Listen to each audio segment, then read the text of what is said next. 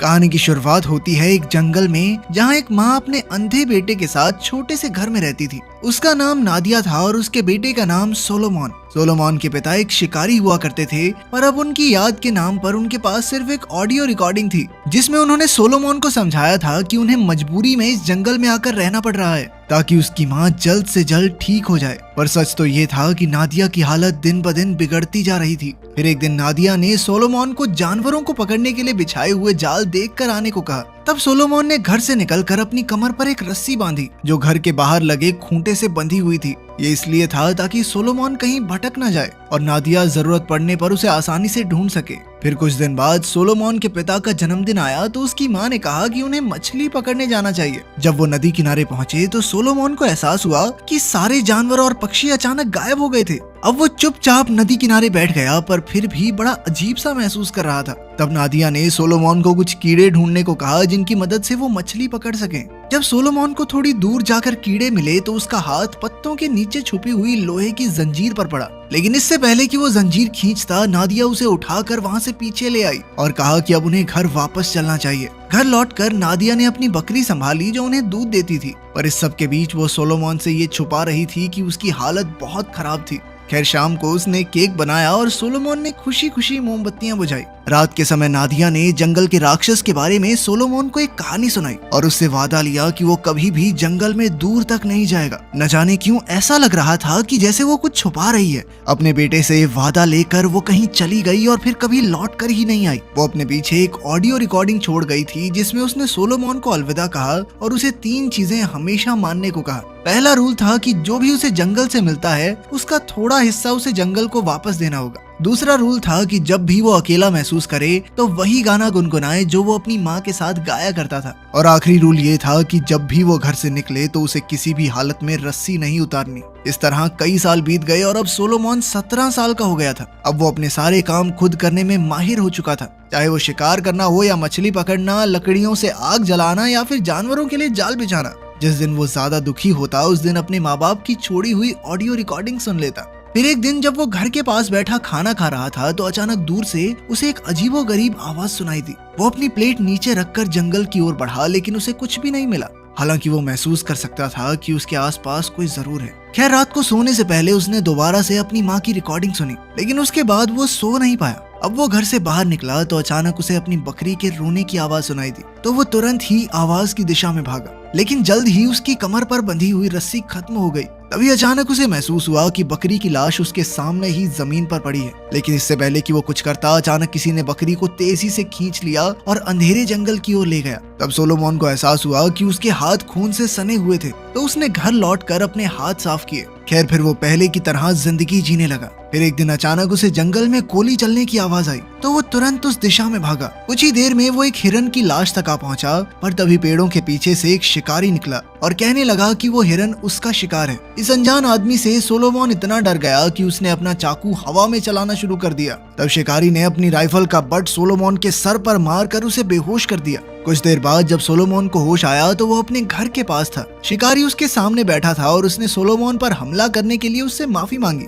फिर उसने चाकू पर लूकस नाम देखा तो उसे लगा कि लड़के का नाम लूकस है, लेकिन सोलोमन ने उसे बताया कि उसके पिता का चाकू था। खैर, शिकारी ने एक बार फिर से माफी मांगते हुए कहा कि उसका मकसद सोलोमन को डराना नहीं था। जब उसने सोलोमन की कमर पर रस्सी देखी तो वो उसे वापस घर तक ले आया। फिर शिकारी ने बताया कि उसका नाम हैंक है। हैंक ने सोलोमन से पूछा कि वो अकेला क्यों रहता है और उसके माँ बाप कहाँ हैं, लेकिन सोलोमन ने उसे जवाब नहीं दिया। अब रात होने वाली थी, इसीलिए हैंक ने उसके घर में रात गुजारने की इजाजत मांगी और कहा कि बदले में वो उसे शिकार किए हुए हिरन की सब्जी बनाकर खिला सकता है। ये सुनकर तो सोलोमन तुरंत ही राजी हो गया। घर में घुसकर हैंक ने चारों ओर देखा तो वो समझ गया कि सोलोमन वहीं तक गया था जहाँ तक रस्सी उसे ले जाती है। सोलोमन जंगल के बाहर की दुनिया के बारे में कुछ नहीं जानता। फिर वो लड़के के कमरे में गया तो उसने देखा कि वो कोने में छुपकर अपनी माँ की आखिरी रिकॉर्डिंग सुन रहा था। तब हैंक ने देखा कि उसकी माँ खुद अपने हाथों से उसके लिए किताबें लिख कर गई थी। ये सब देखकर हैंक को सोलोमन पर बहुत तरस आया और उसने सोलोमन को प्यार से खाना दिया। फिर उसने सोलोमन से कहा कि वो उसे यहाँ से बाहर निकाल कर शहर ले जाना चाहता है,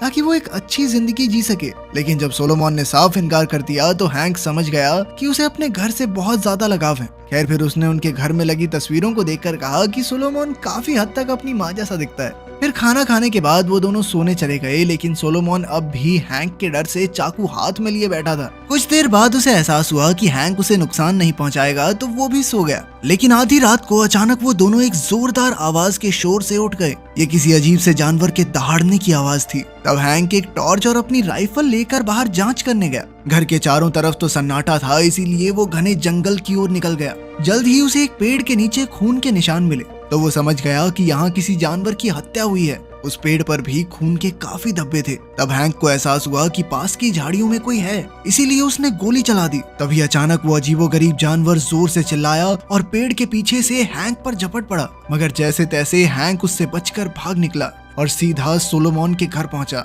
उसने देखा कि सोलोमन अलग ही दुनिया में पहुंचा हुआ था। वो बच्चे की तरह झूला झूलते हुए खुद को लोरी सुना रहा था। जब हैंक ने आकर उसे सब कुछ बताया तो सोलोमन ने उसकी किसी बात का जवाब नहीं दिया। अब हैंक चुपचाप दूसरे कमरे में जाकर बैठ गया। उसे लग रहा था कि उसकी गोली से वो भयानक जानवर डर गया होगा और शायद अब तो वो दोनों सुरक्षित हैं। फिर अगली सुबह हैंक ने देखा कि सोलोमन घर के साथ बने शेड में था। उसकी हालत काफी खस्ता थी, तो हैंक ने कहा कि वो शेड की मरम्मत कर सकता है।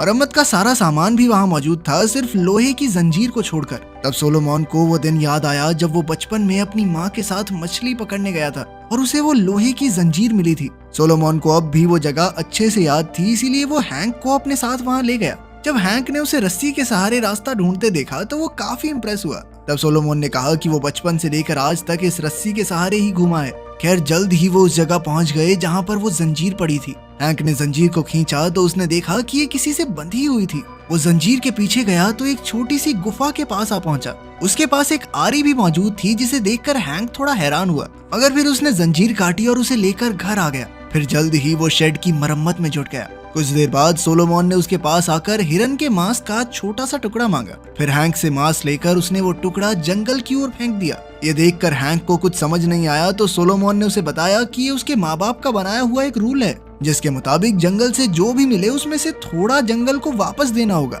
खैर फिर हैंक ने कहा कि जंगल में मौजूद उस वहशी जानवर को पकड़ने के लिए उन्हें जाल बिछाना होगा, ताकि सोलोमन आगे भी सुरक्षित रह सके। फिर हैंक ने सोलोमन की रस्सी भी लंबी कर दी ताकि वो जंगल में और आगे तक जा सके।